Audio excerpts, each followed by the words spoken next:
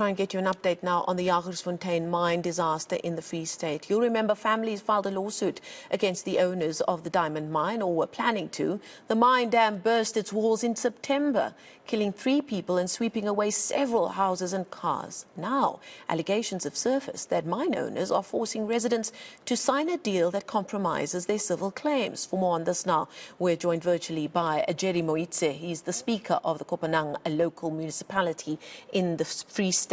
Jerry, thank you so much for your time this evening. Now, the last time we heard about the legal implications of that disaster in the Free State, it was the news that families who were affected by this, whether they lost members of their family or damaged their property, along with the municipality, were investigating, taking legal action against the mine. Can you bring us up to speed about how far that process has come?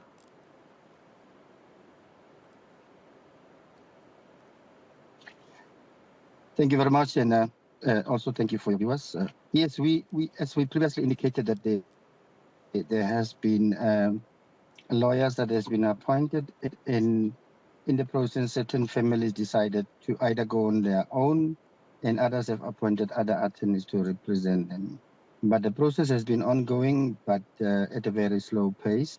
We anticipated to have all residents back into their places or the new allocated sites by latest December. As we speak, I think that process of the rebuilding of the houses that have been completely demolished have not started yet. And now we've been sent a copy of what looks like a document, a legal document, entitled Jagersfontein Developments, right at the top, and the subheading saying Reinstatement and Settlement Agreement. Now, that looks like a document that's being sent or taken to members of the community who were affected by the mine, and the fear being that victims will be signing this, not understanding or what rights they perhaps are waiving as a result of signing it. Some of the details within this document, without having to go into detail, for instance, says that the person who signs this basically admits to Jagersfontein Developments, allowing them to decide whether a building would be restored or rebuilt or replaced.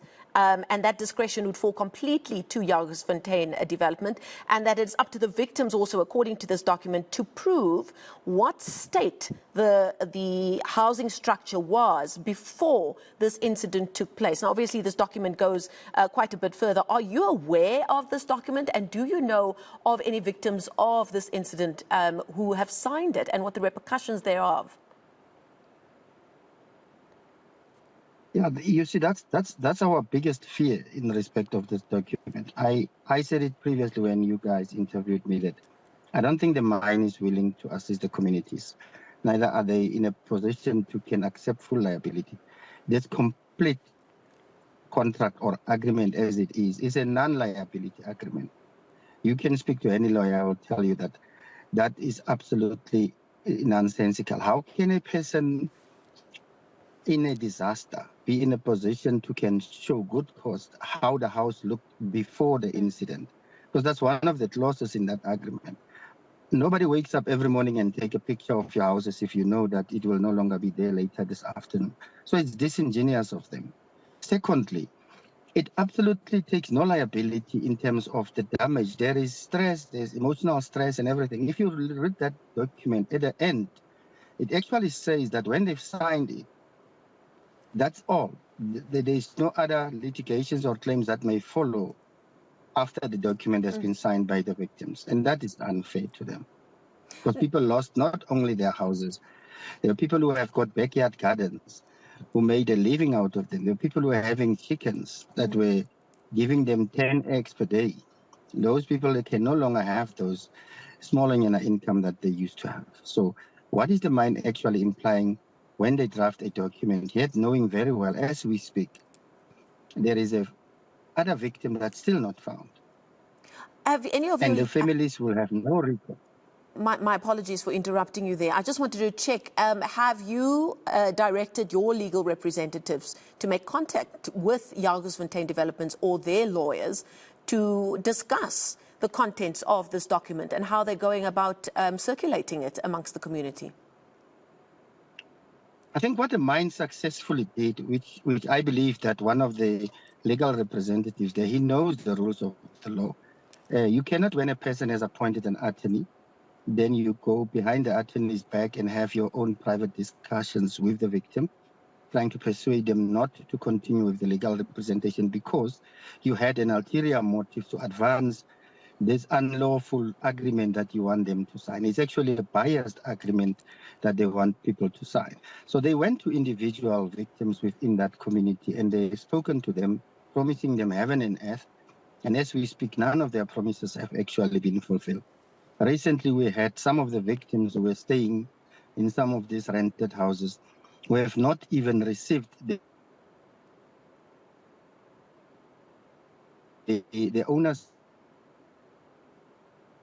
of those houses have not received the rent that they might need. And we hope to assist these communities because in the end, I honestly foresee a disaster.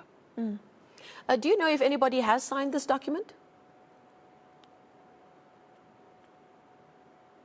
So that's the difficult part. As the municipality, there are people who are represented by postal loads and others by other attorneys. But there are individuals who were misled by the mine that the legal route will take longer.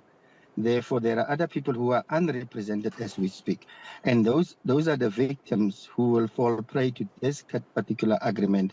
And as we speak, we have no assurance that some of them even signed already for this very biased agreement that doesn't assist that communities. Because one of the critical aspects of this agreement, it goes further to say, if these people doesn't have proof of ownership, and they know precisely that the Charlesville area, the majority of the houses there belongs to the provincial government. Now it automatically excludes those people from any recourse in this regard. Okay, very worrying indeed. But thank you so much for chatting to us this evening. That's Jerry Moitse, Speaker of Kopanang Local Municipality in the Free State. Unfortunately, it does look like we lost our connection with him there at the end of the interview.